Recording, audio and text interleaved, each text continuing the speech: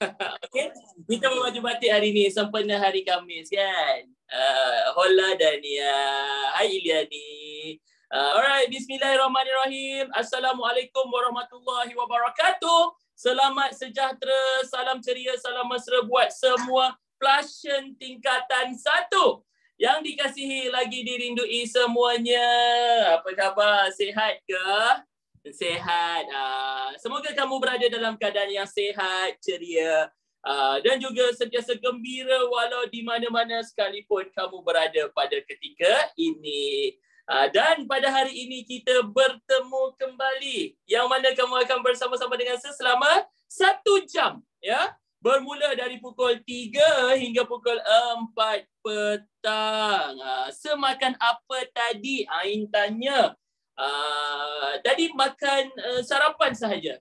Okey, sarapan saja, nasi lemak, lauk sambal, paru masak sambal. Okey, bersama insan kesayangan tiba. Okey. Alright, dan tengah hari belum makan lagi, kejap lagi baru makan semula. Sesehat tak sehat? Kamu semua dah makan ke ni? Dah makan ke?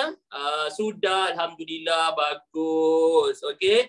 Nak makan kejap lagi boleh tak sir? Boleh, tak ada masalah. Ataupun kalau nak makan sambil mengikuti sesi pembelajaran kita boleh tak sir? Boleh juga, ya. Okey. Untuk sesi pembelajaran kita pada hari ini, saya harap kamu semua sudah bersedia dan kita akan gunakan nota yang sama pada yang sama seperti semalam, ya. Kita akan sambung, okey. Kepada yang baru masuk ataupun yang mungkin Plashen baharu dalam seminar ini ada ke? Tolong angkat tangan. Gitu. Okey. Kamu boleh muat turun nota ataupun bahan pembelajaran yang kita akan gunakan daripada apps, ya. Boleh muat turun, boleh download dari situ.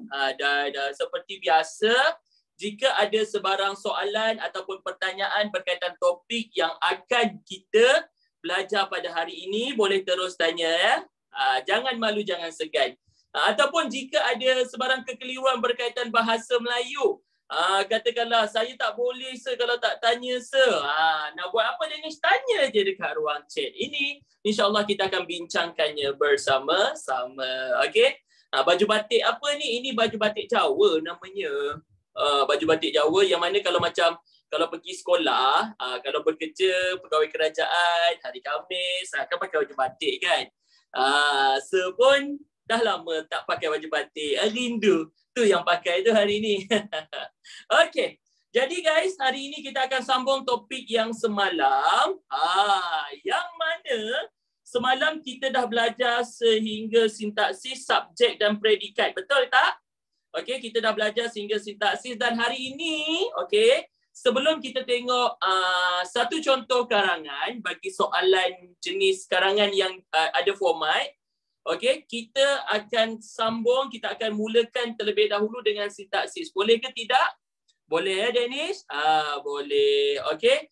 Jadi kita akan tengok sedikit sintaksis. Lepas tu kita akan tengok topik yang kedua untuk hari ini. Seperti mana ada yang request, saya nak tengok karangan sedikit, boleh ke tidak? Jawapan dia boleh, ya. Karangan berformat.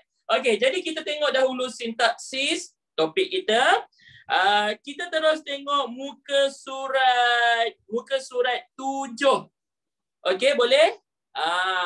Kita tengok muka surat 7. Okey, kita nak tengok contoh-contoh soalan dan bentuk-bentuk soalan sintaksis ni macam mana, betul tak Goyum?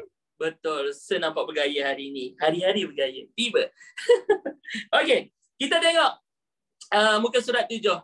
Let's go, kita tengok sama-sama bentuk soalan sintaksis ni macam mana.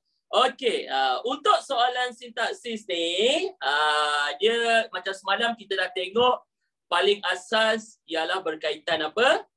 Subjek dan juga predikat. Hari ini kita nak tengok bentuk soalan bagi ayat tunggal. Okey, nampak? Ayat tunggal dan juga ayat majmuk. Pernah dengar tak ayat tunggal, ayat majmuk? Ayat tunggal, ayat majmuk ni apa dia? Dia pasangan ayat yang mana Ayat tunggal ini merupakan ayat yang mengandungi satu subjek dan satu predikat. Betul tak? Macam semalam kita tengok subjek dan predikat. Lepas tu ada yang tanya, "Sir, subjek ni boleh ada dua tak?" Boleh, dia akan jadi ayat majmuk. Okey, jadi kalau ayat tunggal ni apa dia? Ayat yang mengandungi satu subjek dan satu predikat. Dia bukan satu perkataan tau, tapi perkara yang hendak diterangkan tu subjek tu ada satu. Contohnya Ali ataupun seorang murid. Dia tak ada kata hubung. Yes, itu ialah ayat tunggal. Okey, saya tulis dekat sini, dia ada satu subjek dan juga satu predikat. Alright. Seterusnya, ayat majmuk ni apa dia? Okey, ayat majmuk ni gabungan daripada dua ataupun lebih ayat tunggal. Umur kata kat sini menggunakan kata hubung. Ya, betul. Okey. Tak kiralah kita gabungkan predikat dia ke ataupun kita gabungkan subjek dia ke. Asalkan ada gabungan menggunakan kata hubung di situ. Ya. Okey. Jadi kita tengok sama-sama dekat sini untuk latihan 2 ya. Okey, muka surat 7 semua dah tengok? Okey, sudah. Alright. Kita terus tengok contoh soalan. Dekat soalan ni saya akan terangkan satu persatu. Bentuk ayat tunggal dan bentuk ayat majmuk. Ayat majmuk tu apa dia? Gabungan dua ataupun lebih ayat tunggal. Dia ada ayat tunggal pertama, ada ayat tunggal kedua, kita gabungkan menjadi satu. Itu dikira ayat majmuk. Okey, gabungan ayat tunggal. Nak saya tulis ke kat sini? Tulis rasa. Jangan makan kecil, tak ada. Okey, ayat majmuk ni gabungan. Gabungan. Okey, gabungan dua. Okey, dua dua ayat tunggal ataupun lebih. Sekejap, segariskan dua atau lebih. Dua maksudnya 3 ayat tunggal pun boleh ya. Okey, 2 atau lebih ayat tunggal. Alright. Ayat tunggal. Daripada ayat tunggal itulah terbentuknya ayat majmuk. Kita gunakan apa? Tadi Ummu ada cakap gunakan kata hubung. Okey, sebuat dalam kurungan lah kata hubung. Ingat lagi tak contoh-contoh kata hubung? Ingat? Ke nak belajar kata hubung? Contohnya apa? Putri Fatin kata dan. Okey, good. Lagi apa contoh dia? Dan, atau, sambil, tetapi. Yes, pandai. Ya. Yeah. Lalu, kerana, manakala. Okey. Untuk, good. Mantap semua. Okey, jom kita tengok bentuk ayat boleh? Bentuk ayat dan juga contoh soalan dia dan macam mana kita nak gabungkan ayat tunggal menjadi ayat majmuk. Alright, sebelum itu ada yang tanya, soalan dia memang macam ni ke? Okey, kalau dalam peperiksaan apabila kamu naik tingkatan 2, tingkatan 3, bentuk dia lebih kurang macam ini. Yang mana dia akan berikan ayat tunggal lebih daripada satu ya. Maksudnya 2 boleh, 3 pun boleh. Lepas tu dia minta kamu buat apa? Soalan akan minta kamu jadikan ayat tunggal itu kepada ayat majmuk. Dan begitu juga sebaliknya. Sebaliknya macam mana? Dia boleh berikan ayat majmuk, lepas tu kamu kena cerakinkan, jadikan dia ayat tunggal. Ayat tunggal ada berapa ayat tunggal dia bukannya ada bilangan. Ayat tunggal ni dia memang nama jenis ayat tu. Ayat tunggal. Ya. Okey, ayat majmuk memang nama jenis ayat tu. Contoh kita tengok soalan yang pertama. Soalan 1, latihan 2, muka surat 7. Okey, Encik Leroy bertugas di Kuala Lumpur. Encik Leroy bertugas di Kuala Terengganu. Sekarang ni kita nampak ada 2 ayat, betul tak? Ada 2 ayat. Ayat yang pertama, okey, dan juga ada ayat yang kedua. Alright. Daripada ayat pertama dan ayat kedua ini kita tengok, okey, kedua-duanya ayat tunggal. Kenapa? Sebab kita tengok ayat yang pertama, dia ada satu subjek. Apa satu subjek dia? Okey. Encik Leroy. Ini subjek dia. Maksudnya dia ceritakan pasal seorang sahaja. Encik Leroy. Walaupun ada dua perkataan. Faham tak? Tapi dia menceritakan berapa kata nama? Satu sahaja. Okey, good. Sekarang ni, apa yang menceritakan, apa yang menerangkan pasal Encik Leroy ni? Kita tengok ayat yang pertama. Bertugas di Kuala Lumpur. Walaupun bilangan perkataan dia, kalau kita tengok dekat sini ada 1, 2, 3. Tapi kita tak cakap 3 predikat. Kita katakan ini sebagai satu predikat. Maksudnya satu perkara yang menerangkan Cik Leroy ni. Apa yang menerangkan Cik Leroy ni? Yang menerangkan Cik Leroy ni ialah perkataan bertugas. Itu yang kita katakan sebagai satu predikat. Faham?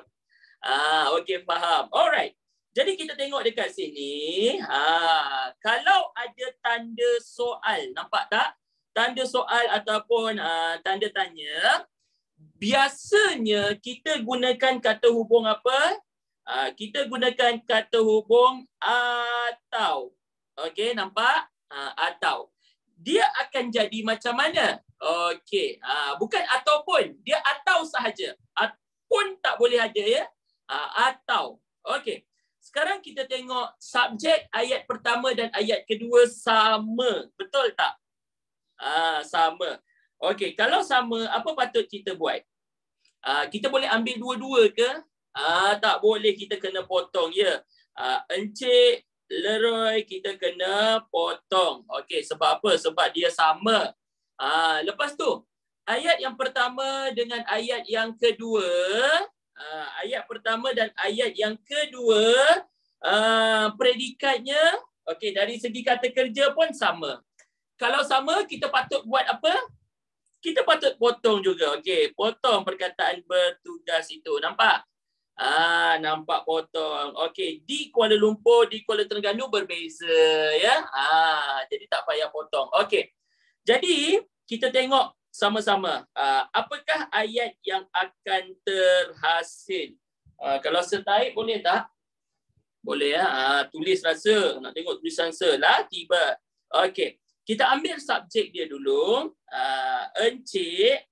Okey, tak apa. Saya tulislah untuk kamu. Encik Leroy. Alright. Lepas tu kita ambil predikat yang pertama. Kita tengok dekat sini. Encik Leroy bertugas. Okey, bertugas di, nampak? Di Kuala Lumpur. Okey. Di Kuala Lumpur. Lepas tu nak masuk ayat yang kedua, kita nak gabungkan jadi satu kan? Kita gunakan apa? Atau. Okey, good. Kita gunakan kata hubung dia. Atau. Okey, atau. Nampak? Atau lepas tu ambil lagi predikat yang kedua. Atau di Kuala Terengganu. Atau di Kuala Terengganu sesambung bawah. Okey, atau di Kuala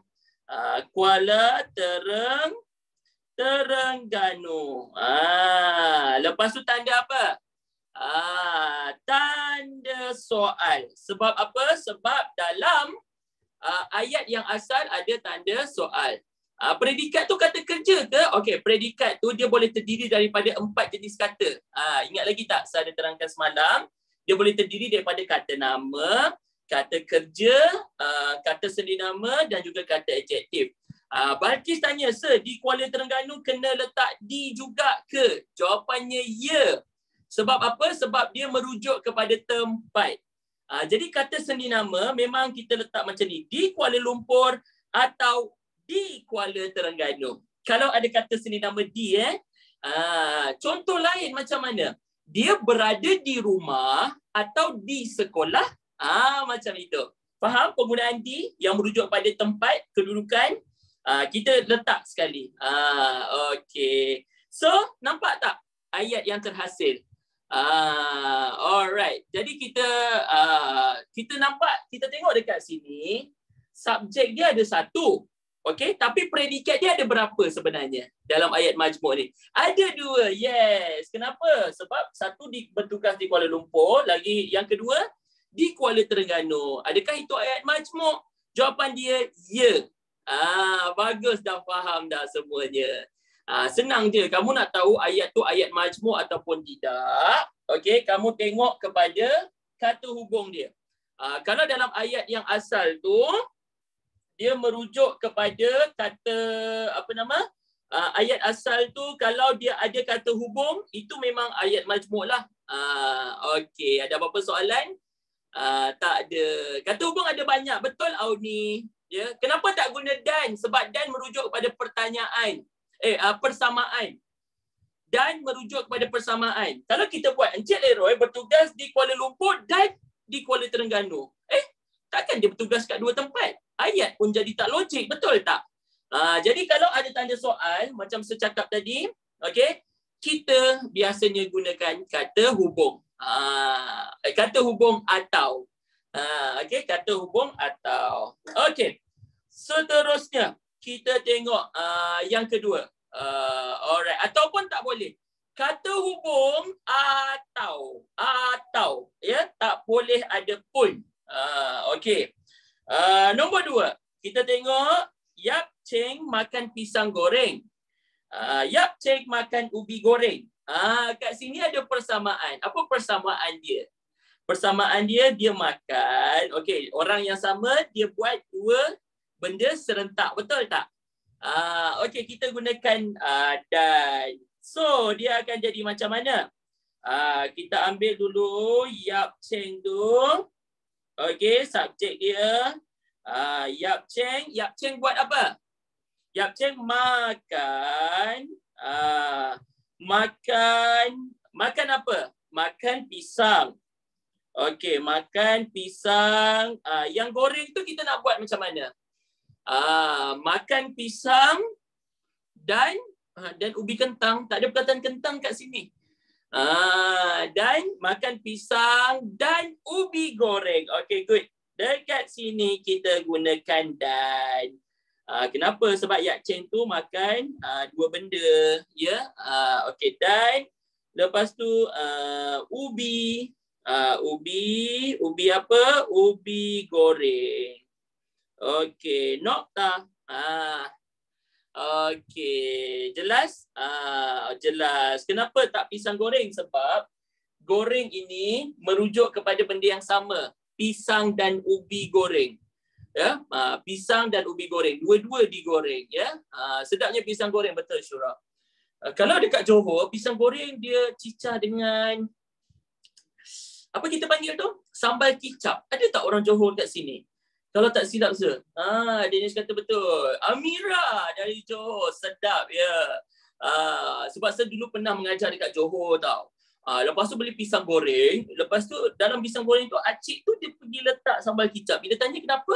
Oh, memang kalau Johor makan macam tu. Rupanya sedap. Kalau kat sini susah nak jumpa ya. Kat sini makan pisang goreng macam mana so? Makan macam tu je. Okey, tapi memang sedap kan. Lepas tu ada tempe goreng. Goreng tu kita tak boleh ulang dua kali. Kita letak goreng tu dekat belakang sebab dia merujuk kepada sama pisang goreng dan ubi goreng. Goreng tu kita gugurkan satu. Unless kalau dia berbeza, contohnya pisang rebus dan ubi goreng. Iaitu kena ambillah semua perkataan tu. Okey. Seterusnya, petang-petang macam ni hujan-hujan makan pisang sedap pula. Alright. Nombor 3. Pelbagai peralatan moden telah dicipta. Pelbagai peralatan moden telah membantu doktor mengesan penyakit. Apa dia? Okey, goreng memang letak kat belakang. Ya, betul. Alright. Kita gunakan apa? Kita gunakan untuk. Pandai. Bagus students ni. Kita gunakan untuk.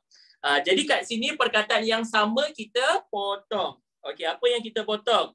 Okey, kalau kita tengok dekat sini pelbagai kita potong. Peralatan sama kita potong. Modern kita potong. Telah pun kita potong sebab sama kan? Okey, so dia akan jadi apa? macam ini ya ayat dia. Pilih warna apa pula? Okey, warna coklat lah. Okey, kita tengok sama-sama. Pelbagai peralatan. Okey, peralatan moden. Okey, moden telah dicipta. Okey, pelbagai peralatan moden telah dicipta untuk. Kenapa letak untuk? Sebab menyatakan tujuan. Faham? Dia menyatakan tujuan. Jadi kita letak untuk yang paling tepat. Okey, untuk membantu doktor mengesan penyakit. Okey, untuk membantu doktor mengesan apa? Mengesan penyakit. Okey, siap. Mengesan penyakit. Okey, nampak? Demi tak berapa tepat. Okey, kita gunakan untuk yang paling tepat, paling sesuai sebab menyatakan tujuan. Okey, kita teruskan lagi dengan nombor 4. Okey, tulisan secantik sangat. Nombor 4 senang. Mia kata lalu. Ni ada nama begitu sulit. Ya Allah, tengok nama pun dah begitu sulit ya. Harap buat latihan ni tak sulit lah. Okey. Haikal membuka laci, Haikal memasukkan buku-bukunya. Kata hubung yang paling tepat ialah lalu. Kenapa lalu? Sebab dia buat benda pertama, lepas tu baru dia buat benda kedua. Betul tak? Betul. Okey. Jadi jawapan yang betul ialah kita tulislah kat situ. Haikal. Okey. Dia punya subjek dia Haikal ya. Okey. Haikal membuka. Haikal membuka laci. Lepas tu kata hubung dia lalu. Okey, manakala salah, manakala dia merujuk kepada perbandingan, dia salah terus. Okey. Lalu memasukkan. Tak boleh ulang ni. Okey, tak boleh ulang 2 kali Haikal tu. Sebab dia ada unsur lewah ya. Lalu memasukkan buku-bukunya. Okey, lalu memasukkan buku-bukunya. Buku-buku sambung kat bawah lah. Buku-bukunya. Okey, jangan lupa letak nokta dekat belakang sekali ya. Untuk tak tepat. Sambil tak tepat. Sambil dia buat serentak. Saya makan nasi sambil menonton televisyen. Okey, dan tak tepat. Membuka laci dan memasukkan. Dan tu dia sama. Serentak juga. Dia buka laci ke dia masukkan buku. Yang paling tepat ialah lalu. Faham? Lalu serta tak tepat. Okey, dengar kata selalu. Dia buat perkara pertama, buka laci, lepas tu dia masukkan buku. Okey? Seterusnya, kita tengok nombor 5. Zaid menyiram pokok bunga di halaman rumah. Zaid berbual-bual dengan ibunya di halaman rumah. Yang ini kita gunakan sambil. Dia buat 2 benda serentak. Okey? Dalam satu masa yang sama, ada 2 kata kerja. Okey, Zaid menyiram pokok bunga sambil berbual-bual dengan ibunya di halaman rumah. Okey. Jadi kita tengok, kita tengok jawapan dia. Jom kita buat sama-sama. Zaid. Okey, Zaid menyiram. Okey, menyiram pokok. Okey, pokok bunga. Sambil dulu sambil. Okey. Sambil, bukan sambal yang kita makan dengan nasi lemak tu Okey, sambil berbual-bual dengan ibunya. Kata perbuatan yang kedua, berbual-bual dengan ibunya di halaman rumah. Okey.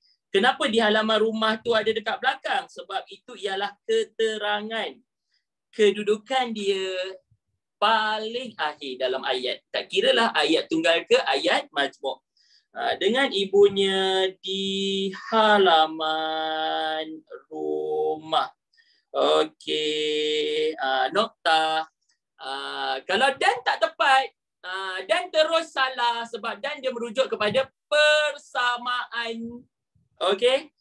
Contohnya makan pisang goreng, makan ubi goreng. Dia makan pisang dan ubi goreng. Kat situ kita gunakan dan. Dekat sini dia siram pokok. Lepas tu dalam masa yang sama dia berbual-bual. Jadi kita gunakan sambil. Nak screenshot? Okey, silakan. Okey, ini nombor 1 dan nombor 2. Okey, 5, 4, 3, 2, 1. Okey, dan. Okey. Nombor 3 dan nombor 4. Alright. 5, 4, 3, 2, 1. Alright. Dan. Okey. Seterusnya, ni nombor 5. Okey, nombor 5. Kalau nombor 3 guna bagi, tak tepat. Terus salah. Yang paling tepat ialah untuk. Okey, untuk. Alright, dah? Sudah. Okey. Jom kita tengok yang seterusnya. Jenis ayat. Ni paling senang. Sebelum kita tengok karangan. Sebuatlah love tu. Love apa, Syahda? Love yang dekat ni ke? Kamu kan yang ajar sebuat love kat pipi tu kan? Form 1 kan? Ada sekali tu. Sampai sekarang masih lagi tak reti. Macam mana entah. Macam ni kan? Macam ni kan? Cubit pipi. Oh, form 5 yang suruh buat. Entah saya pun dah lupa. Kamu jangan yang bukan-bukan ya. Jadi nanti bagi tahu kat mak setia tiba. Okey. Kita tengok seterusnya latihan 3. Jenis ayat. Jenis ayat apa dia? Jenis ayat ni contohnya ayat penyata. Dia ada 4 ya jenis ayat. Ni mungkin tadi ada yang tanya tu, Sir, ayat tunggal ada berapa jenis? Okey. Sebenarnya kalau ayat tunggal dia memang dia dalam rumah dia sendiri. Faham tak? Maksud dia ayat tu kalau dia ada subjek, ada predikat, itu ayat tunggal. Tapi apabila adanya terbentuk ayat-ayat lain, barulah dia ada jenis-jenis dia, ada kategori dia. Contohnya macam mana? Okey, contohnya macam kita suka makan nasi goreng. Nasi goreng tu ayat tunggal. Ayat tunggal. Tapi ada orang tu suka nasi goreng ayam. Ada orang ni suka nasi goreng paprik. Jenis-jenis nasi goreng. Macam tu jenis-jenis ayat ya.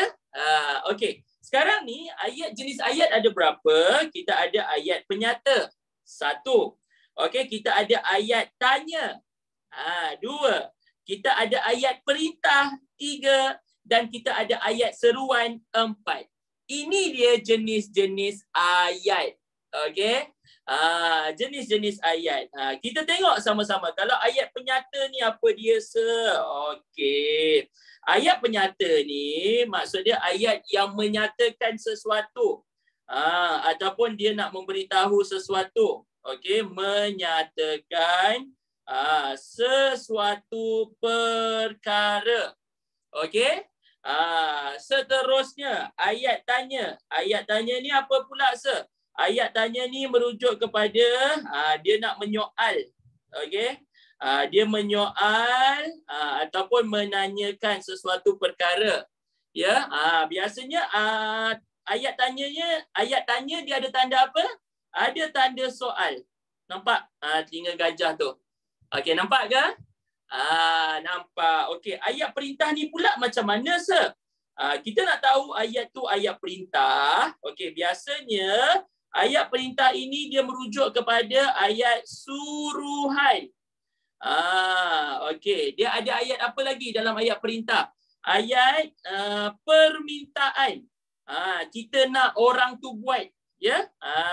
Permintaan. Lepas tu ada ayat apa lagi? Ayat larangan. Larangan juga satu perintah. Contohnya apa? Contohnya jangan. Dalam ayat tu ada perkataan jangan kan? Jangan mencuri hatiku. Kerana hatiku sudah dimiliki tiba. Okey? Itulah ayat perintah. Kalau ayat seruan ni biasanya ayat yang merujuk kepada ada tanda seru. Okey, good. Okey, asalkan kamu faham macam tu bolehlah ya. Ayat seruan ni biasanya ayat yang menyatakan perasaan. Okey. Ayat seruan ni dia ada bagi tahu tentang macam perasaan. Contohnya macam wah, cantiknya. Cantiknya kereta awak. Contoh. Okey. Apa lagi? Penggunaan kata seru. Okey, contohnya macam aduh, sakitnya hatiku ini. Tiba. Apabila ditipu oleh si dia. Lepas tu kalau ayat yang kita kesian dekat orang, aduhai, malangnya nasib dia apabila ditinggalkan crush. Tiba. Faham? Cheese. Okey, cheese apa dia, Dania? Cheese ni kalau kita marah. Cheese, berani engkau mengambil dia daripadaku. Okey, faham? Alright, dia meluahkan perasaan. Okey, mantap. Alright, kita teruskan, kita tengok. Ada yang luahkan perasaan ke kat sini? Risau. Sebaca je ayat kamu masing-masing ni ya. Dia macam luahan daripada hati ya. Ada yang broken. Saya nak tengok penyata. Penyata menyatakan sesuatu apa? Sesuatu perkara. Okey, contoh ayat dia macam mana? Ayat penyata ni biasanya ada tanda noktah. Ya, tanda noktah. Okey, dah setengah jam dah kelas kita. Boleh tak kalau seminum kejap? Boleh ya? 10 saat. Bismillah.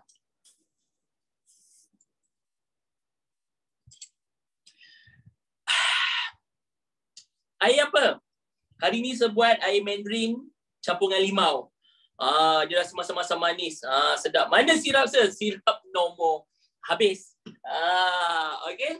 Satu hari satu jenis air ya. Okey. Madu tak ada ke? Madu dah habis dah putera.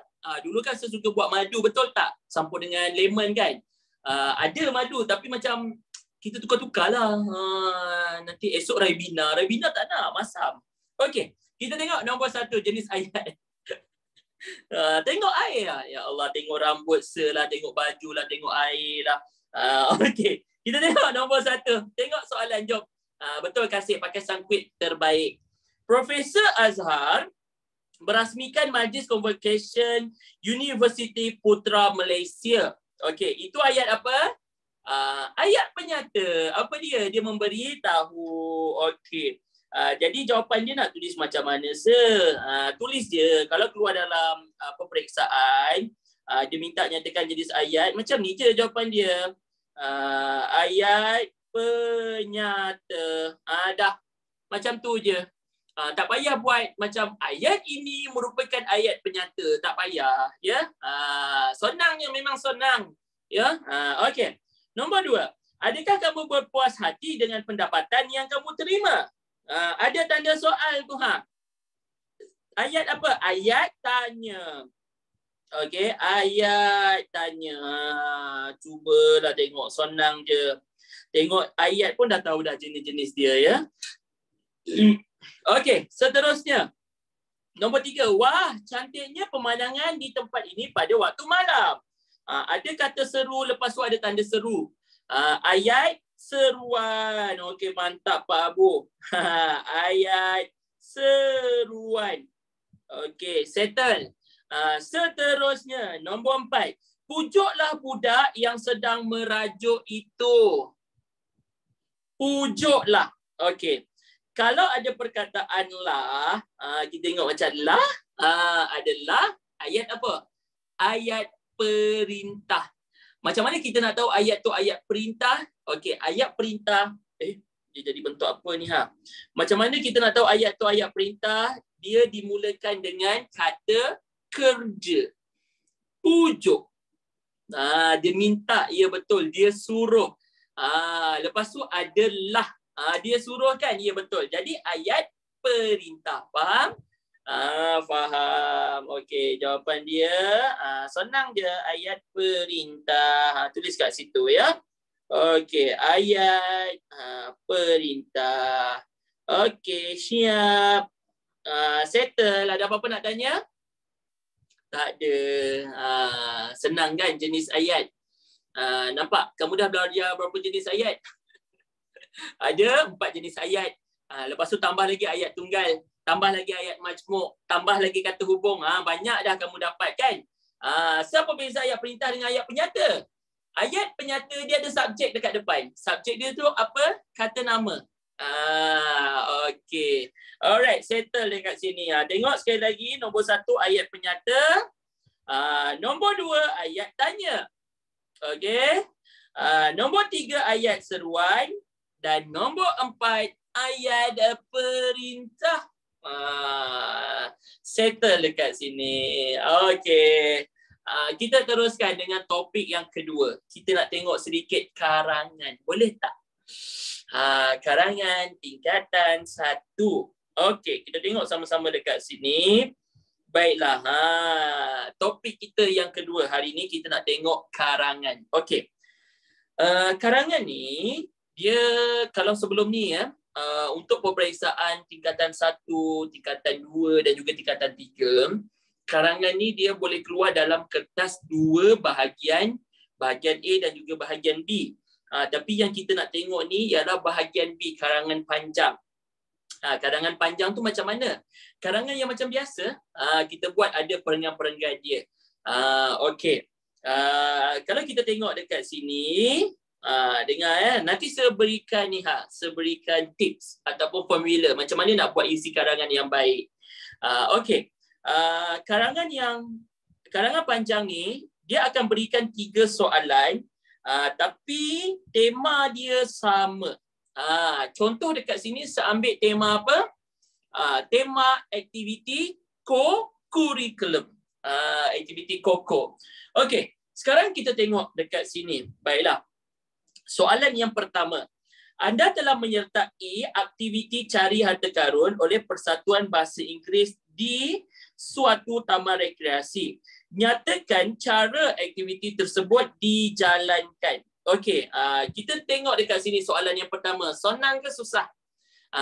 Easy peasy, betul kata Oni. Easy peasy je. Yang susah tu nak buat orang percaya kat kita.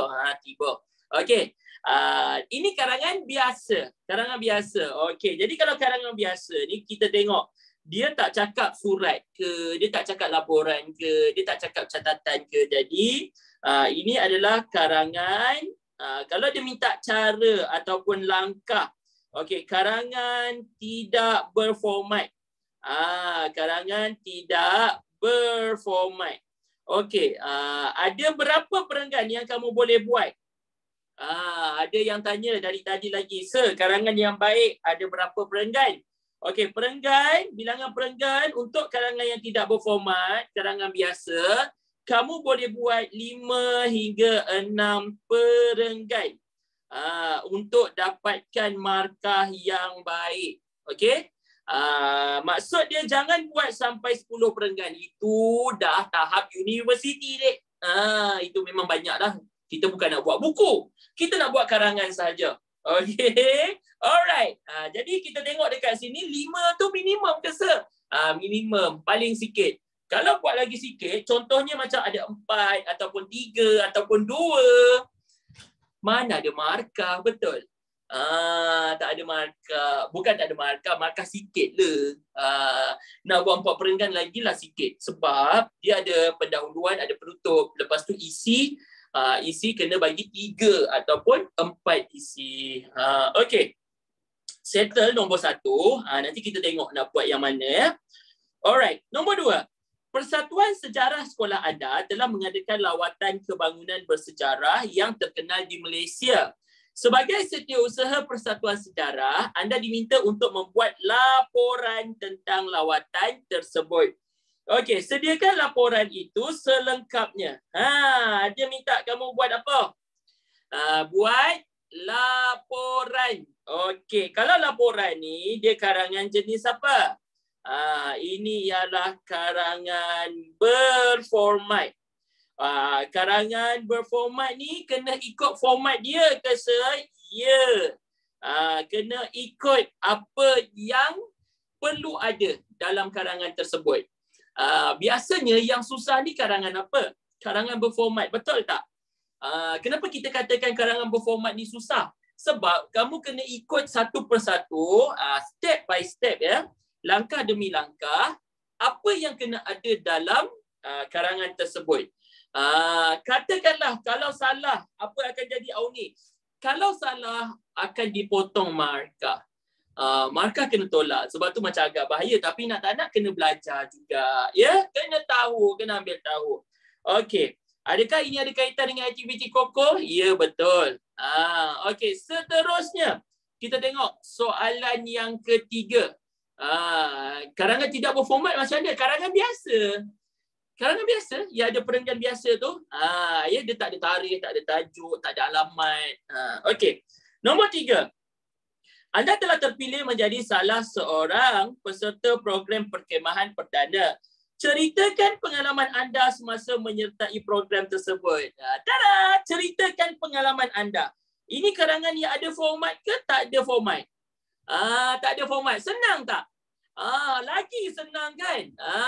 Tiada format lagi senang. Sebab yang ini kita boleh cerita apa sahaja. Boleh cerita pasal apa sahaja berkaitan dengan tajuk tu. Berkaitan dengan arahan soalan tu. Punyalah senang kat sini kan? Okey, yang ini karangan tidak berformat. Okey, karangan tidak berformat. Ingat kalau karangan tak berformat, karangan biasa yang ada perenggan biasa ya. Okey. Saya nak ajar sedikit satu formula. Mungkin ada yang dah tahu, mungkin ada yang belum tahu. Macam mana kita nak hasilkan perenggan isi yang baik. Okey, jom kita tengok ya. Sebab semua orang macam mesti nak jadi hebat kan. Nak tahu cara menulis karangan. Okey. Sekarang kita tengok sama-sama. Baiklah. Untuk formula, okey dengar pakai warna apa ya? Tak tahu nak pilih warna apa. Warna-warni di Aidilfitri. Okey. Formula. Okey, formula menulis perenggan isi. Okey, tengok. Baiklah. Untuk menulis perenggan isi ni, kita boleh guna formula apa? Im. Okey, im. Ba. Okey. Imba apa? Imbakub. Pernah dengar tak? Imbakub. Okey, ada yang pernah dengar tapi ada yang tak tahu macam mana apa dia imbakub ni. Okey. Imbakub ni dia merujuk kepada apa? Dia merujuk kepada kata akronim, ya.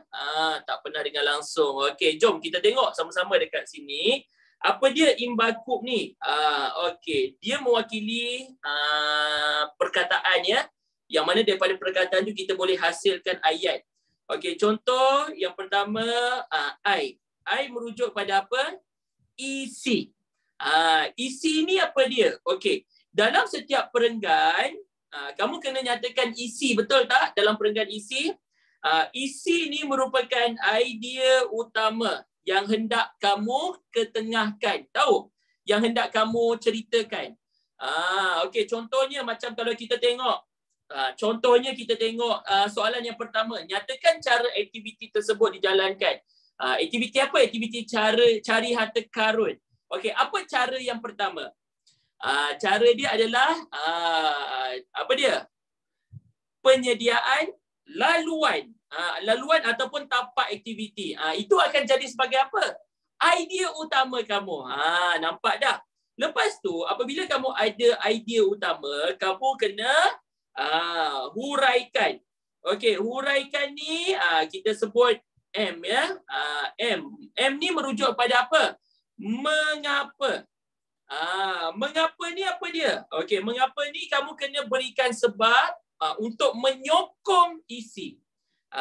Okey, nyatakan sebab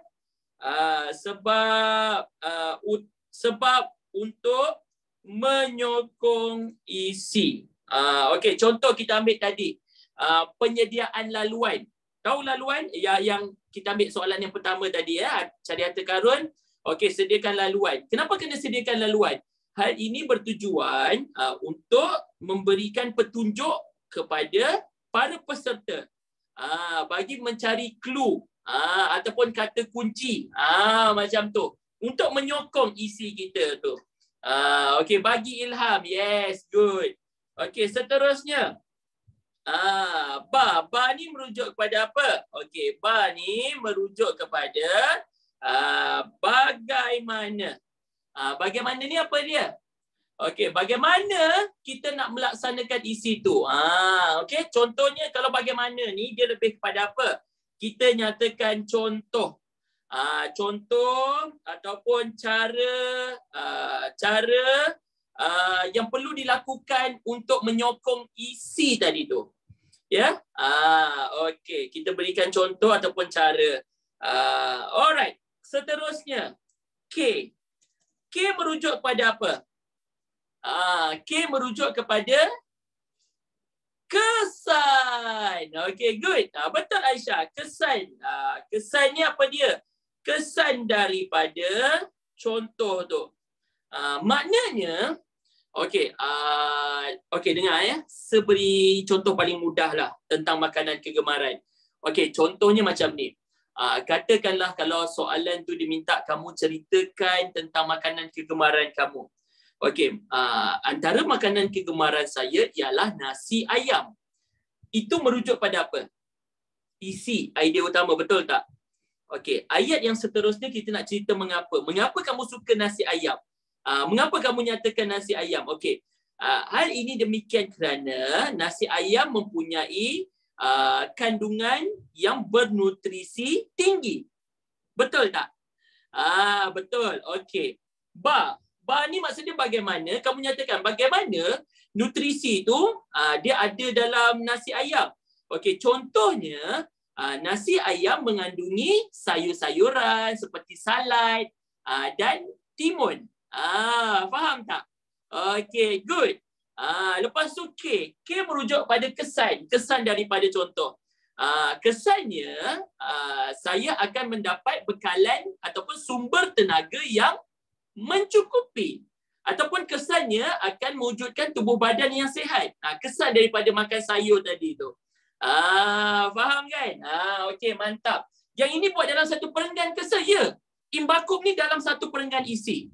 Masuk isi yang seterusnya, perenggan seterusnya, kita guna sekali lagi imbakum supaya ayat kita jadi cantik. Okey. Lepas tu you. You ni merujuk pada apa? Okey, you merujuk kepada ungkapan menarik. Okey, ungkapan menarik ni apa dia? Ungkapan menarik ni contohnya peribahasa, okey, kata-kata tokoh, okey, slogan pun boleh. Alright, katakanlah ungkapan menarik ni saya tak tahu. Okey, pantun pun termasuk juga bahasa-bahasa puisi tu. Katakanlah saya tak tahu ungkapan menarik ni wajib buat ke? Tak wajib pun. Okey. Dekat sini saya tulis kat sini ya. Okey. Okey, abaikan tidak okey, abaikan jika tiada ungkapan menarik yang sesuai. Maksud dia, kalau tak ada ungkapan menarik, tak wajib pun buat, tak payah buat. Faham? Kata-kata tokoh tu apa? Kata-kata tokoh tu contohnya Perdana Menteri Malaysia ataupun Menteri Kesihatan Malaysia ataupun bekas Menteri Kesihatan Malaysia Khairy Jamaluddin pernah berpesan bahawa pengambilan makanan yang sihat mampu memberikan sumber tenaga kepada tubuh badan. Tokoh orang yang kita kenali. Contoh, boleh reka ke? Sebenarnya boleh. Tapi kena logik lah. Kena logik dan relevan. Boleh diterima. Ya? Okey.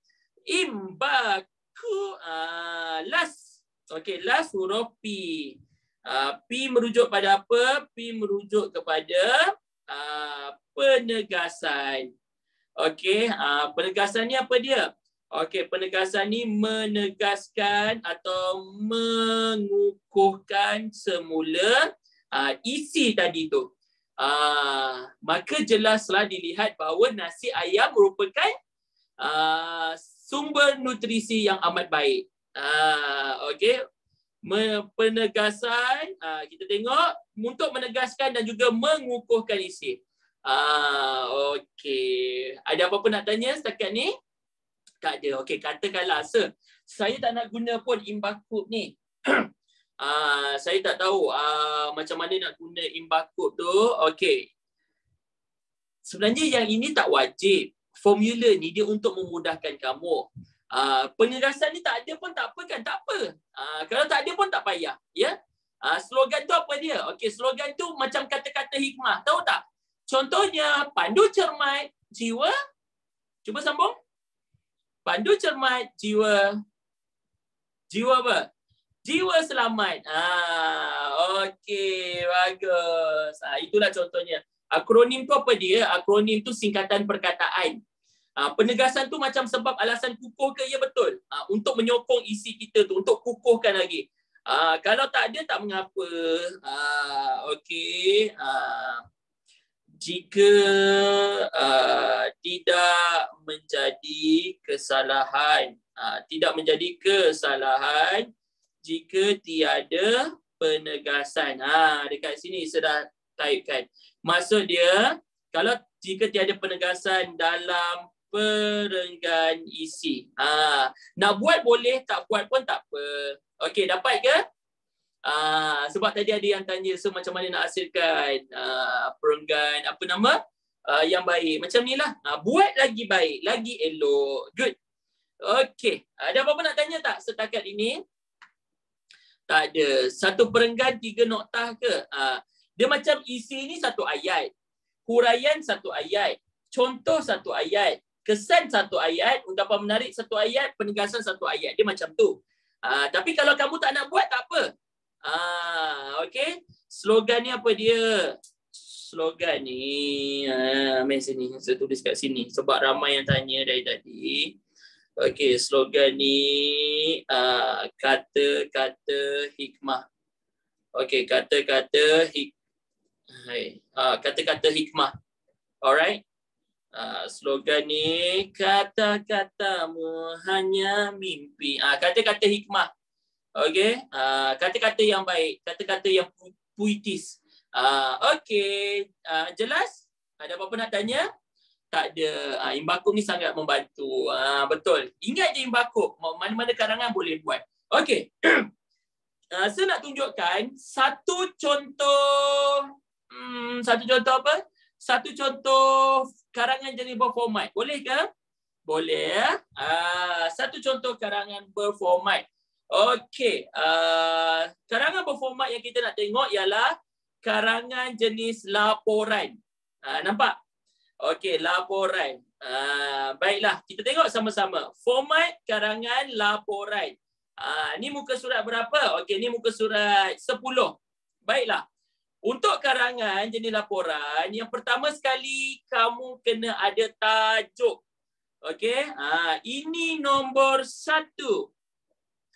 Kena ada tajuk. Kalau tak ada tajuk, salah ke? Ya. Kalau tak ada tajuk, dikira salah. Tajuk ni kita buat berdasarkan apa? Kita buat berdasarkan arahan soalan. Potong berapa markah kalau tak ada tajuk? Tajuk termasuk dalam format. Okey, kalau biasanya, contoh macam karangan ni, dia ada 30 markah. Cikgu dah tengok isi yang baik. Lepas tu cikgu akan tengok kalau ada kesalahan format, tak ada satu bahagian, tolak 1 markah. Sangat merugikan di situ ya. Okey, kita tengok dekat sini tajuk. Baiklah, selepas tajuk, dia apa yang senang tahu laporan ni. Tadi ada yang cakap ada yang senang kan laporan. Laporan ni kamu cuma perlu letak tajuk dekat tengah, bahagian atas sekali. Lepas tu, buat perenggan macam biasa. Perenggan macam biasa. Ada apa? Ada perenggan 1. Perenggan 1. Perenggan 1 ni biasa kita cerita pasal apa? Okey. Laporan ni, dia mesti biasanya pasal aktiviti ya. Laporan ni biasanya dia akan minta sama ada, okey, contohnya aktiviti. Okey, kejap laporan ni sama ada dia pasal aktiviti. Okey. Ataupun tentang pertandingan. Pertandingan. Dia minta kamu tulis laporan. Okey. Ataupun berkaitan sesuatu program. Program yang telah dianjurkan ataupun telah dilaksanakan. Boleh tak sir, kalau kebaikan-kebaikan membaca buat dalam bentuk laporan? Tak boleh. Laporan mesti dia ada kaitan dengan aktiviti. Faham? Jadi perenggan tu kena cerita pasal apa? Tajuk dia pasal aktiviti. Okey. Lepas tu perenggan satu ni cerita nama details, apa maklumat berkaitan aktiviti. Okey. Lepas tu masuklah perenggan kedua, perenggan ketiga dan seterusnya. Okey, contoh ayat laporan apa dia? Contoh macam ini. Okey, sekarang kita tengok soalan yang kedua. Contoh tajuk contoh tajuk. Okey. Persatuan Sejarah sekolah anda telah mengadakan lawatan ke bangunan bersejarah yang terkenal di Malaysia. Sebagai setiausaha Persatuan Sejarah, anda diminta untuk membuat laporan tentang lawatan tersebut. Nampak tak dia cakap apa dah kat sini? Dia nak kamu buat laporan tentang lawatan. Nampak? Jadi kamu kena buat apa? Kamu buat tajuk dia laporan apa? Laporan lawatan lawatan ke tempat bersejarah. Macam itu sahaja. Cara tulis laporan. Okey, saya tunjukkan satu contoh ya. Okey, dekat bawah ni lah tulis. Okey. Laporan tadi mesti dekat tengah kan? Okey. Huruf pangkal, huruf besar ya. Okey, jap. Kita tengok sama-sama. Baiklah. Tajuk dia mestilah ni laporan. Nampak? Tak payah salin. Saya nak tunjukkan je. Okey. Laporan lawatan ke apa? Kebangunan. Okey. Ke kata sendiri nama huruf kecil ya. Kebangunan bersejarah. Okey. Ataupun ini cara yang pertama. Nombor 1. Okey. Contoh tajuk yang kedua. Kita boleh buat macam ni ya. Laporan lawatan persatuan. Persatuan apa? Persatuan sejarah. Okey. Boleh tak letak nama sekolah? Boleh. Okey, persatuan sejarah apa? Contohnya SMK